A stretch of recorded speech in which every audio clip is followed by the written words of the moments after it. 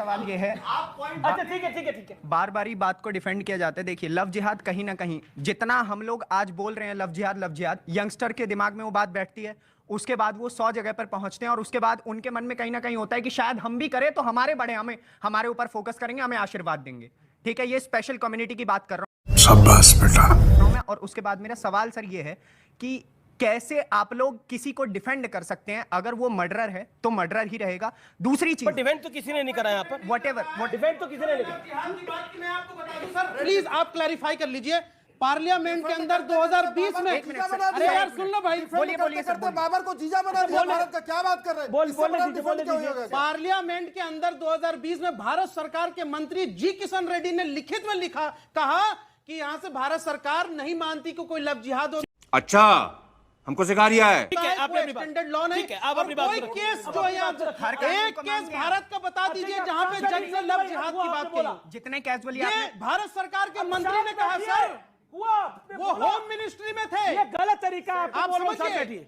तो ये जो आपका ब्रेन को भी नहीं बोलने दे रहे, ये व्हाट्सएप से मत हो जाए। बहुत अच्छी बात की, ये ब्रेन वॉश। आप एंकर की बात मान नहीं रहे, आप लॉ की बात मानेंगे। ब्रेन वॉश आप एंकर की बात यहाँ खड़े होकर मान नहीं रहे, आप कानून की बात मानेंगे। बताइए सर। इशरत याद है, इशरत को पुष्पेंद्र ने मार दिया लखनऊ में, यही सितंबर। बिल्कुल, वो भी गलत है। इशरत याद नहीं, इशरत को, अगर इशरत को पुष्पेंद्र ने, अरे इशरत मरे या इशिका मरे, गलत दोनों है। समझ रही है आप धर्म ढूंढ रहे हैं, इसलिए ये ओछी मानसिकता और ढीली राजनीति है। इशरत को एजेंडा अगर मत चलाइए, कहिए कि स्पीडी ट्रायल। सर क्या कवर फाड़ दे रहे थे, वो बोलने जस्टिस फॉर श्रद्धा बोलिए, ब्रेन वॉश करने का तरीका जस्टिस फॉर श्रद्धा होनी आप चाहिए। ब्रेन वॉश ऐसे ही करते हैं लोग। अगर इशरत, आप इससे पहले 50 डिबेट में आ चुके हैं, आप देख लीजिए, आपका यही एजेंडा रहता है। अपनी आप बात तो पेड रखना। एक्टर हैं बीजेपी, आप भी तो 1000 डिबेट में आते हैं। तुम्हारा पेड एक्टर, अगर मैं paid actor comes from BJP, I know it. आ रहा हूं बहनचोद। This is very wrong, this is very wrong. Yes, you are. I can file your case against you. I will prove you. You know who I am. I am a journalism student. You can't question me right now here. Paid actor. I am paid actor. Yes, you are a You paid will give me actor. certificate. 10 Who are you to अरे give me 50 certificate? Debate में आप आते हो, आप सवालों का जवाब नहीं देते तो गाली देते हैं। साले का खोपड़ी तोड़ साले। पब्लिक को बुलाओ आप। ठीक है। ये पब्लिक नहीं है यार। प्रॉब्लम ये है, बस फालतू बात, बड़ी सीधी सी बात है। एक बार ध्यान से सुनिए भैया, ये लड़ाई दो धर्मों की नहीं है, हिंदू मुस्लिम की नहीं है। आदिकाल से देखिए, पहले सुर असुर लड़ते थे, देव दानव लड़ते थे, मानव राक्षस लड़ते थे। अब हम उसको बाद में कहने लग गए हिंदू मुस्लिम। हिंदू मुस्लिम का चक्कर नहीं है।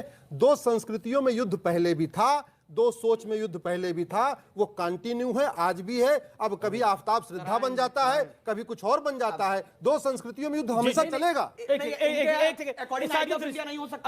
मैं आप आइडिया ऑफ इंडिया पे आता हूँ। साजिद रशीदी, देखिए, जो लोग आफताब में धर्म ढूंढ रहे हैं ना, उनको ये समझना चाहिए कि इसका पूरा नाम आफताब अमीन पूनावाला, और ये एक पारसी है। एकदम इन्होंने वक्त बदल दिया, जज्बात बदल दिए, जिंदगी बदल दी। मुसलमान है ही नहीं। अभी आपने जो क्वेश्चन किया, अभी इन्होंने जो सच्चाई क्वेश्चन किया, है। सुनिए, वही देखिए।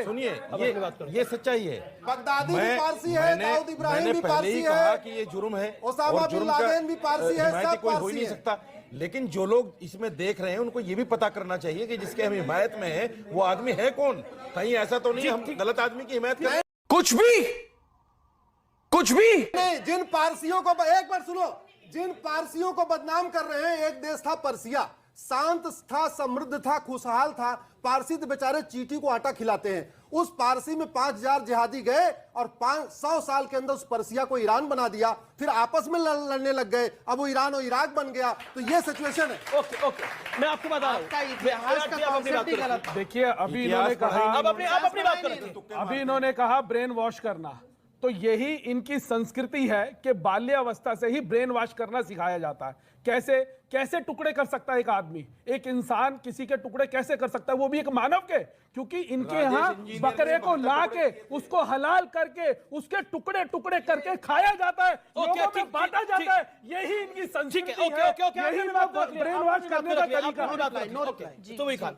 अमीश, मैं दोबारा जो एक्चुअल प्रॉब्लम है उस पर हिट करूंगी, मैं उस पर हिट करूंगी। मैं बार बार ये कहती हूँ कि ये जो साइकोपैथी होती है, इसको मैं एड्रेस करने की जरूरत है, क्योंकि आतंकवाद भी साइकोपैथी करते हैं, अपराध भी साइकोपैथी करते हैं। एक देश को दूसरे देश से लड़वाते भी साइकोपैथ्स हैं। मॉब लिंचिंग भी साइकोपैथ ही करते हैं। मॉब लिंचिंग भी साइकोपैथ करते हैं। एग्जैक्टली। लेकिन मॉब लिंचिंग एक केस, दो केस, 135 करोड़ पॉपुलेशन में, उसको जनरलाइज मत करिए। लव जिहाद अमीश में लेकिन क्यों कर रही हूँ? अरे मैं क्यों लेकिन कर रही हूँ? रशीदी साहब क्यों लेकिन कर रही हूँ? सुन तो लीजिए। 10 सेकंड बोलिए। मैं इसलिए लेकिन कर रही हूँ, एक मुसलमान बच्चे की भी लिंचिंग होती है तो वो गलत है, लेकिन हजारों हिंदू बच्चियों के साथ लव जिहाद होता है। आप उसको डिनाई कैसे कर देते हैं? अरे आप ये कैसे कह देते हैं कि लव जिहाद होता ही नहीं है? भारत किसी राजनीतिक दल से नहीं चलता है। अगर हमारी देश की बच्चियों के साथ लव जिहाद हो रहा है तो हम उसको लव जिहाद बोलेंगे। आपको बताता हूं, अभी कहा जा रहा था कि भारत सरकार ने नहीं बताया तो हम नहीं मानेंगे। भारत सरकार ने सीए दिया, आपने माना? तब तो बैठे थे 5 महीने सड़कों के ऊपर। अब भारत सरकार का इंतजार कर रहे हो लव जिहाद के लिए। लव जिहाद के लिए भारत सरकार का इंतजार कर रहे हो। सीए जब आया तो माना था। ओके, सीए को आप मानते हैं ना? सीए को आप मानते हैं ना? अरे सीए को आप मानते हैं ना, तो इसको भी मान लो। अच्छा, सीए को अगर आप मानते हो तो इसको भी तो मानो। अच्छा, ठीक है, ओके। देखिए अमीश, आपने आखिरी 4 मिनट जो कंपैरिजन किया है ना, ये ठीक नहीं है। क्योंकि सरकार कोई भी कानून लाती है, अब किसानों के खिलाफ कानून आया तो उन्होंने भी धरने प्रदर्शन किए ना, कोई भी कानून किसी के खिलाफ आएगा तो वो धरना प्रदर्शन, ये मेरा जन्मसिद्ध अधिकार है। अच्छा, हमको सिखा रिया है। मेरा संविधान मुझे अधिकार देता है। एक सेकंड भाई साहब, एक सेकंड सर। अरे भाई साहब, आप 690 हिंदू जेल में बंद है दिल्ली दंगों में। आपको पता है कुछ? आप जैसे आप लोगों अपनी की बात वजह से के बाद दंगे माइक होते पे हैं। नहीं, आप अपनी बात आप जैसे अफसरों की वजह से दंगे होते हैं, जिनकी सोच ये है, जिनकी सोच ये होते हैं सीए एनआरसी के दंगों के अच्छा हुआ जो पार्लियामेंट ने पास किया था। कैसे कहते हैं मुसलमानों ने दंगा किया? आप कानून ये की कैसे बात कह सकते करते हैं? हैं? कैसे कह सकते हैं? नाम नहीं लिया मैंने। सीए एनआरसी के दंगों के लिए कौन जिम्मेदार है? शर्म आनी चाहिए आप लोग जिम्मेदार हो। इनको शर्म आनी चाहिए। आप अपनी बात करो। ये कह रहे हैं कि 60 लोगों को मार दिया। आप दंगों को मुसलमान से 60 लोग मारे गए, ये तो आप दंगों को मुसलमान से जोड़ रहे हैं, नहीं दंगों को धर्म से जोड़ रहे हैं। आप शर्म नहीं आती आपको? आपको शर्म नहीं आती है?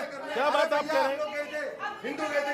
अभी अब शांत बैठिए ना मैडम ऐसे नहीं होता, बीच में आप बोलेंगी। सर आप भी अब शांत बैठिए ना, अच्छा प्लीज। हुआ जब सुप्रीम कोर्ट नहीं मानता लव जिहाद को, सरकार नहीं मानती लव जिहाद को, तो फिर मैं और आप कौन है लव जिहाद कहने वाले? अरे एक्साइटमेंट मतलब क्या? कहाँ बैठा हूँ, किससे बात कर रहा हूँ, क्या बात कर रहा हूँ, समझ में नहीं। कंट्रोल उदय, मुझे बताइए आप। ये एजेंडा है साजिद साहब। एजेंडा, ये सिर्फ एक एजेंडा है। ये राजनीतिक एजेंडा है। वोटर को पोलराइज कर रहे हैं आप। लव जिहाद एजेंडा, यही हम कह रहे हैं। लव जिहाद एजेंडा।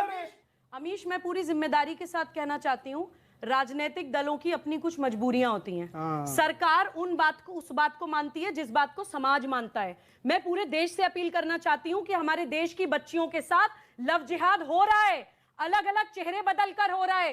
कहीं पे उनको मुसलमान बनाया जा रहा है इस्लाम फैलाने के लिए, कहीं पर उनको ईसाई बनाया जा रहा है क्रिश्चियनिटी फैलाने के लिए। हमें जिस दिन देश लव जिहाद को मान लेगा, आपने लव जिहाद किया है। सबसे पहला फर्क, अरे सबसे पहला फर्क तो लव जिहाद है ना। अरे सबसे पहला फर्क शादी नहीं है क्या? अरे भाई बार बार आप करोगी तो लव जिहाद नहीं, दूसरा करेगा तो लव में जिहाद। रूपाली को का गला काटा गया था, उसने बुर्का नहीं डाला था, वो क्या बात सुनिए, वो क्या मानसिकता में गई? मैं कह रहा हूँ कि जो भी लोग हैं, चाहे प्रीति शर्मा ने फिरोज का कत्ल किया हो, बैग में उसकी बॉडी को रखा हो, चाहे रूपाली का हो, दोनों की दोनों मानसिकताएं ये संदेश देती हैं, और बेटी और बेटों दोनों का संदेश है कि जिन माँ बाप ने आपको 25 साल पाला बढ़ाया और पैदा किया है, आपका पोषण किया है, उनको छोड़कर मत जाइए, नहीं तो कौन धोखा दे दे ये कोई भी कर सकता है। क्यों हिला डाला ना? महत्वपूर्ण बात है, बहुत महत्वपूर्ण बात है। जो 35 टुकड़े कटे हैं श्रद्धा के, ये चीख चीख के कह रहे हैं कुछ। इस आवाज को जरूर सुनिएगा, अगर आप नहीं सुनेंगे तो वक्त आपको जरूर सुनाएगा।